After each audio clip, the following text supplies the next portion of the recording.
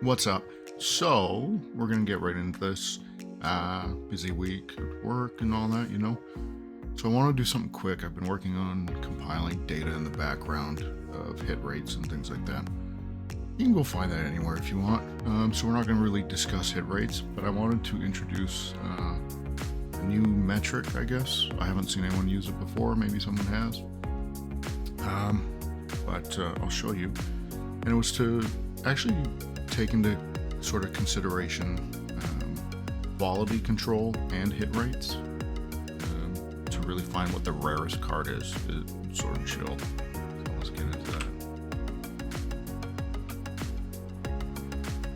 Okay, so grabbed pull rate data from all Sword and Shield sets that had alt arts. So Battle Styles to Silver Tempest, didn't do anything prior to. Rainbows are probably a little more rare than alt arts, but we're just going to go with some of these because they're considered the chase cards right now. So what we did, compiled it from a few sources that are reliable. So Danny Phantom videos for the ones that he did and showed the pull rates for, and a few consistent posters on Reddit and the TCG Player Infinite articles that usually come out.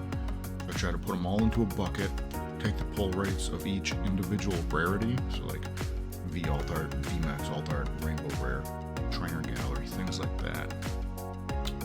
And just compile them, and then what we're going to do over time here is use things like market price, PSA populations, PSA 10 rates, pull rates, and all these different actual metrics that we're going to call fundamentals moving forward for Pokemon cards.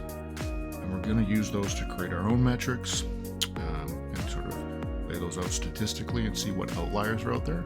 And maybe we can find value plays or things like that. So that's kind of the angle we're taking these videos.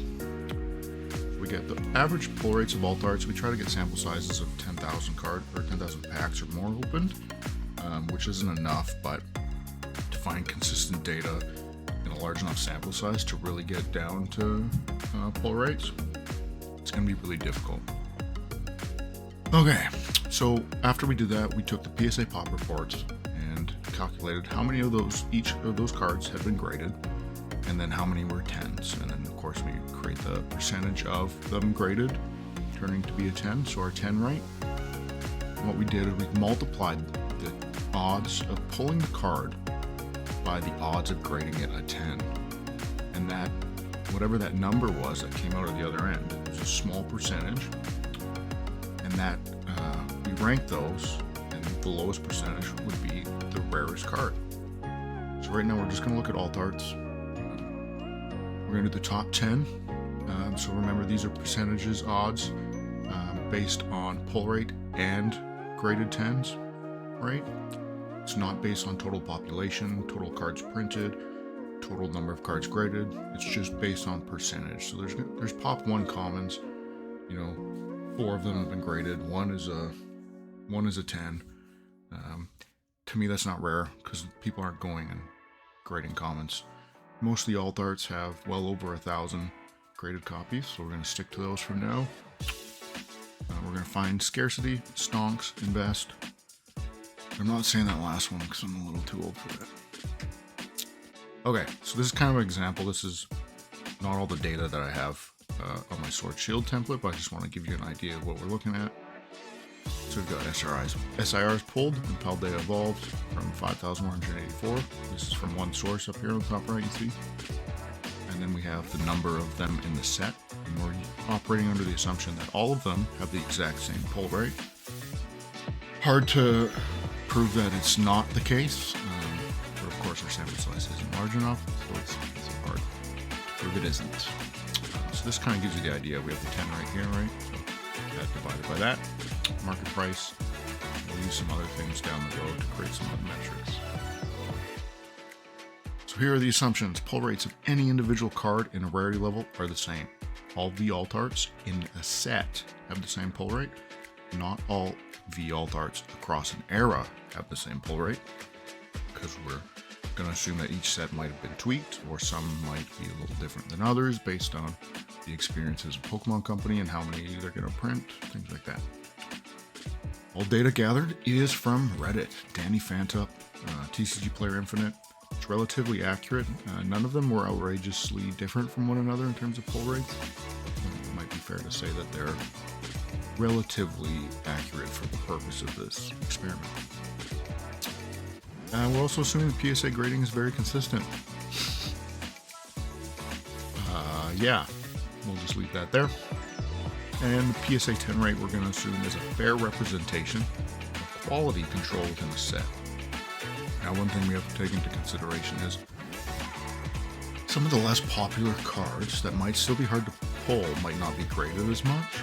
And so that's where you get into like these things, right? Like a Moonbrown is going to be graded over 14,000 times or something. Whereas, I don't know, Unknown V is graded 2,000, 3,000 times. So we don't know how many actually are out there that are of good quality, because a lot of people might not just be grading a $10 to $15 card, so we have to take that into consideration. But we're just going to do the experiment, see what happens, and then maybe laugh at the end.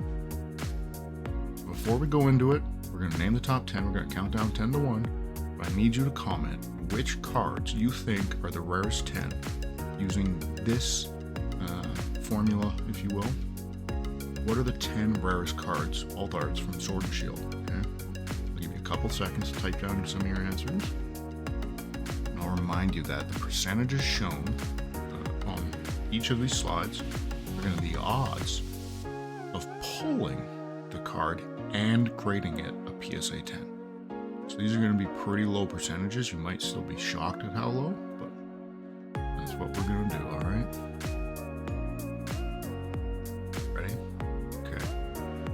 Number 10. It's a tie, actually. So we go 4 decimal places, so 0.0483%. The odds of pulling the card from a pack, submitting it to PSA, and getting a 10 back. Galarian Zapdos and Giratina came out tied. That's pretty surprising. I know people call it Chilling Pain, and Giratina is really hard to pull, right? But it was a little surprising to me that those two were there. Number 9, Blurriest of Blurry, Rapid Strike Urshifu, VMAX from Battle Styles. Slightly more rare, I mean we're talking 0.0002%, but a little different as it is, right? And we expect the VMAXs to be more rare than the Vs. That's what's a lot of the pull rate data that we have available to us would suggest. But again, that's going to vary from set to set, I think. Number 8. Yeah, I'm sure you had this one on your list. Galarian Berserker V. It's what, a $10 card now? But the odds of pulling it and grading it a 10 seem to be considerably lower than other alt arts in Sword and Shield era. 7. Another Lost Origin card, Rotom V. It's 0.0467%. I actually really like this artwork.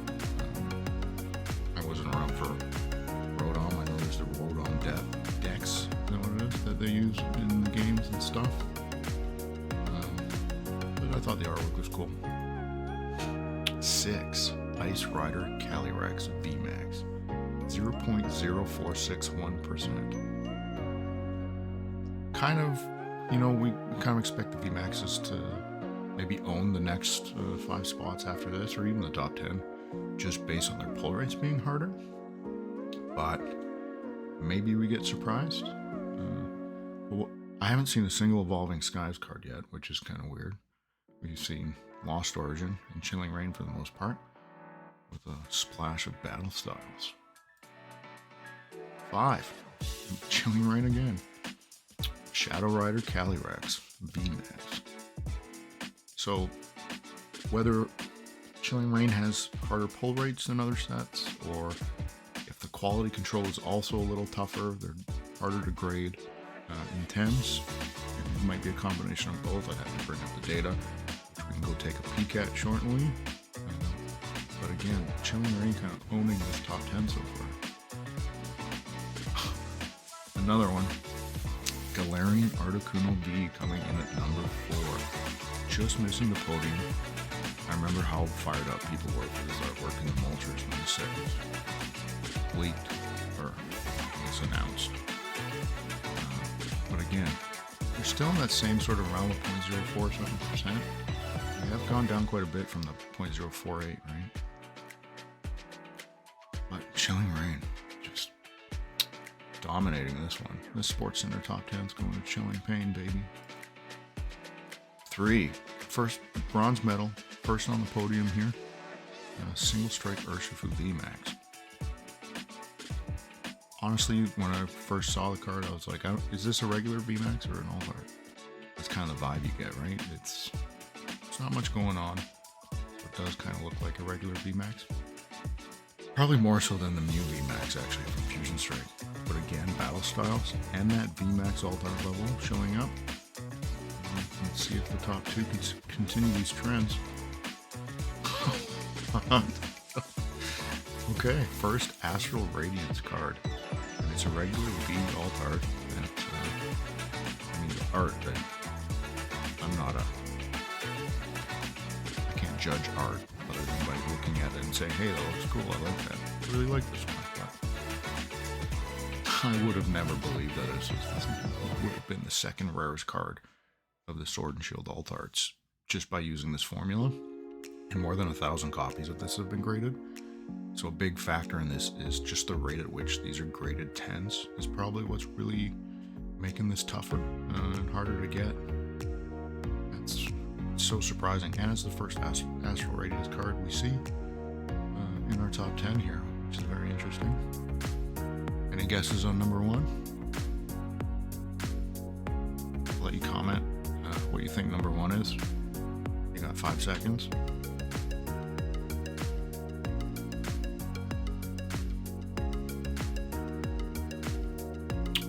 Yep. After seeing the trend, in the top 10 there of all the Chilling Reign and the VMAX is getting in there, not totally surprising that this actually came out at number 1. But what's really surprising to me is just we think about the VMAX alt arts, and if each individual one has the same pull rate within a set, and there are fewer of them in a set, the likelihood of pulling VMAX is higher. So Chilling Reign only has 3 VMAX alt arts, if I remember correctly, right? The Calyrexes and the Blaziken.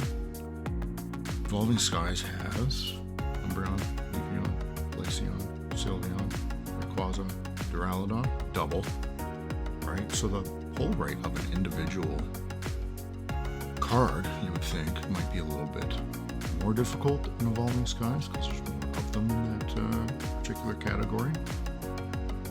So we're going to have to look into that. But maybe that's just a quality control thing. Maybe they didn't really get into the groove of their alt arts and the cutting and such until the 3rd set in. I don't know. And again, take this with a grain of salt. I just did a little super simple math. I don't believe that Sneasler's the second rarest, but we are only using data. There's no subjective nature to this, okay? We're using data we found on the internet. We can question the reliability of it all we want, but a lot of these other ones seem to make some sense in terms of the process here, so we're going to have to check that out. What we're going to do, I'm going to bring up this. We're going to touch on the Sword and Shield side. I'll take you through sort of what we're doing here. So we got our sources up here. The one source had almost 20,000. I don't think I could find a Danny Phantom video that had the pull rates, so I went with it. 20,000 is fine. So this is the pull rate of our VMAX alts. So this is what we do. We take the 29 pulled from that sample, divided by the number of packs open, just to get the pull rate, 0.15%. There's only 2 VMAXs in Battle Styles, so the 0.15 divided by 2 brings us down to 0.075 or whatever. So we estimated it at 1 in 1,400 packs. That's absurd. Like, that's a lot of Battle Styles to open, okay? And so then when I started this originally, I was like, okay, let's see pull rate and let's just compare it to price, right? 1 in 1,400 packs, $27. Like, maybe I should have one of those. I mean, it's pretty rare. It's a pretty cheap price if you ask me. Because think about it, $5 a pack at 1,400. Was that $7,000? Like, not that it should be worth anywhere near that, but $27. There's a lot more common cards that are worth more than that. And one of the things I looked at was maybe we take the price of the card and divide it by the number of packs you have to open to get there, and maybe that's a metric we'll look into and maybe explore in the future. And we grab the PSA pop, and yes, there's only 740 graded. I didn't understand it either, but the 10 rate 62.57, which is not actually that bad, but as you can see, it's actually lower than most of the other cards in the set. I think as we get into further into the era, the 10 rate is going to climb a little bit, so that might be why. So that is our 10 rate in H column. And then I, the new one, that's our new metric. Call it whatever you want. Call it rough or moth dog. And that's our percent, and then I ranked them. That's there. This is kind of what we're doing. I'm going to play around and source data from other spots, try to build up the sample sizes as best we can, and maybe make it so that these cells can actually track the data on PSA's website and things like that, so I don't have to fill them in all the time. But that's kind of the method to the madness here. We get down to the B alts, right? Pull rate to pull a B makes sense. There's 4 of them compared to 2, and they're more common. 126 with pulled versus 29.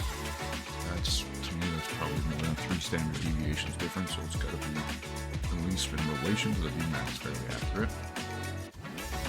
0.16% shot at getting each one. Our 1 is 625. It actually came out like double what we were looking at in that top 10 at 0.09, right? So that's a combination of it being much easier to pull, right? Call it half as difficult, a little less to pull, and then the pop, even the 10 rate, it is the lowest, I think, in Chilling Reign. The 625, 1 in 625 packs is what moves this up. So that's why it's not in the top 10. Another thing you can look at, and I know other YouTubers use it, so that's why I'm including it in this video, something you guys can relate to, is just the 10 rate. Whether that's a good judge of quality control or what. It seems to be relatively decent because some of those promos don't have great 10 rates. They're just cut, so they're cut with machetes. I don't get it. But that's it for this one. I'll let you guys in on a new video next weekend probably, and maybe we'll look at a new metric. And maybe what we'll do is we'll look at value investing in Pokemon and using metrics like these to sort of help us make our decisions in what singles we want to invest in.